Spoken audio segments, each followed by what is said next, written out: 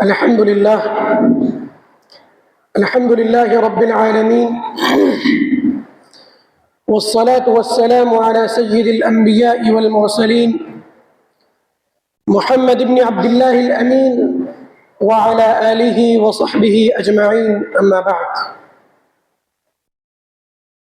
قال الله عز وجل في القرآن الكريم: أعوذ بالله من الشيطان الرجيم،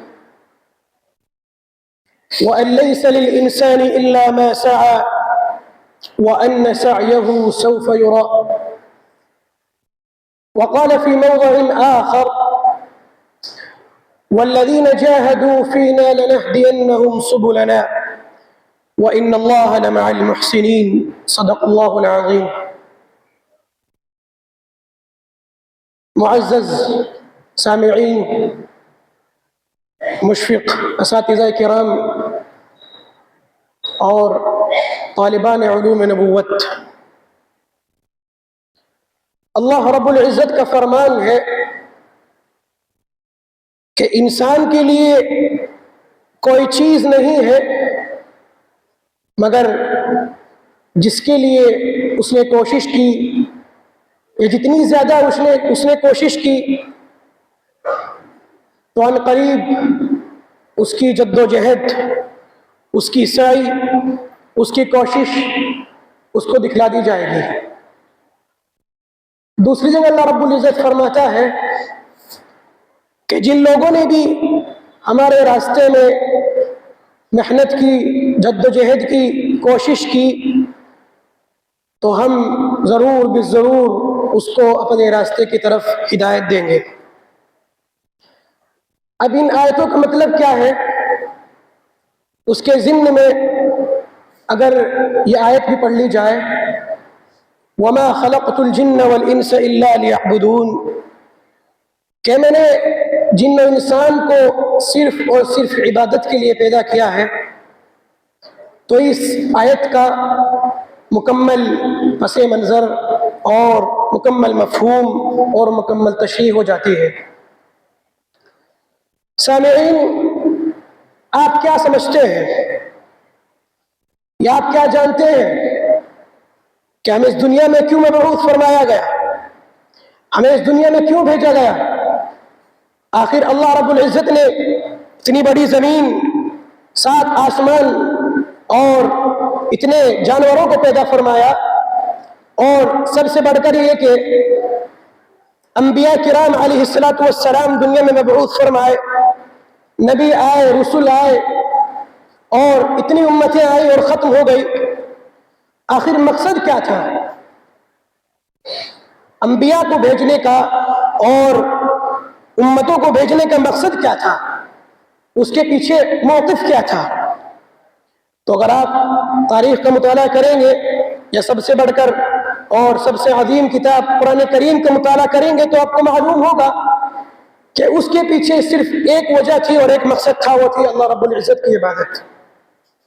لہذا 1,24,000 پیغمبر اس دنیا میں مبعوث ہوئے، اور ان کی امتیں دگنی تگنی اس دنیا میں اللہ رب العزت نے بنائی، لیکن سب ختم ہو گئی۔ آخر حضرت مجتبیٰ حضور مصطفیٰ صلی اللہ علیہ وسلم کی یہ امت دائم اور قائم ہے۔ تو اس کے پیچھے جو وجہ ہے اور جو مقاصد ہیں اللہ رب العزت کے، جو عزائم ہیں، وہ عبادت ہے، وہ اللہ رب العزت کی فرم برداری ہے، وہ اللہ رب العزت کی اطاعت و فرم برداری ہے، اس کے حکم کی تعمیل ہے، اور اس کی شکل میں اللہ رب العزت نے ہزاروں پیغمبر، لاکھوں پیغمبر اور رسول بھیجے۔ لہذا جن امتوں نے اور جن لوگوں نے اللہ کا حکم مانا اور ان کے نبی کا جو پیغام تھا اس کو تسلیم کیا، وہ کامیاب ہو گئے۔ لہذا ہم دیکھتے ہیں کہ آج ہماری امت کا حال یہ ہو چکا ہے کہ دنیا کو چھوڑ، آخرت کو چھوڑ کر دنیا کے پیچھے بھاگ رہی ہے، اور یہ سمجھتی ہے کہ ہم دنیا میں آئے اور بس یوں ہی چلے آئے، اللہ رب العزت نے ہم کو یوں ہی بھیج دیا۔ بلکہ اللہ فرماتا ہے: افحسبتم انما خلقناکم عبثا وَأَنَّكُمْ إِلَيْنَا لَا تُرْجَعُونَ. کیا تم یہ گمان کرتے ہو، کیا تم یہ سمجھتے ہو، کیا تم یہ نظریہ رکھتے ہو کہ تم کو دنیا میں یوں ہی بھیج دیا گیا، اور در حقیقت تو یہ ہے، حقیقت اصل یہ ہے کہ تم کو لوٹایا جائے گا. کہاں لوٹایا جائے گا؟ اللہ کے پاس لوٹایا جائے گا. اللہ کی طرف تم کو لوٹنا ہے. کس شکل میں لوٹنا ہے؟ آخرت کی شکل میں لوٹنا ہے. تو اس کے لیے ضروری ہے کہ جس مقصد کے لیے اللہ رب العزت نے ہم کو دنیا میں مبعوث فرمایا، ہم اس پر محنت کریں، اس پر کوشش کریں، اس پر جد و جہد کریں، اپنے آپ کو قربان کر دیں، اپنی جان نشاور کر دیں. اور وہ کیا کام ہے، وہ کیا چیزیں ہیں؟ عبادات ہے، اور بندوں کے اخلاق ہے، اللہ کے حکم کی تعمیر ہے. وہ کیا ہے؟ وہ سب یہی چیزیں ہیں. نماز ہے، روزہ ہے، زکوٰۃ ہے، حج ہے. اور سب سے بڑھ کر یہ ہے کہ انسان اللہ کے جو قریب ہوتا ہے وہ عبادت سے قریب ہوتا ہے. عبادت کیا چیز ہے؟ وہ اللہ کے رسول صلی اللہ علیہ وسلم کا ارشاد ہے، ان الدنیا خلقت لکم وانما خلقتم للآخرہ،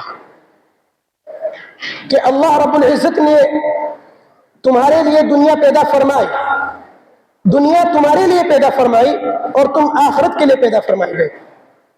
لہذا اس بات کی ضرورت ہے آج کہ ہم آخرت کی طرف متوجہ ہو اور اس کی تیاری کریں، اس کے لیے جد و جہد کریں، اس کے لیے سعی کریں.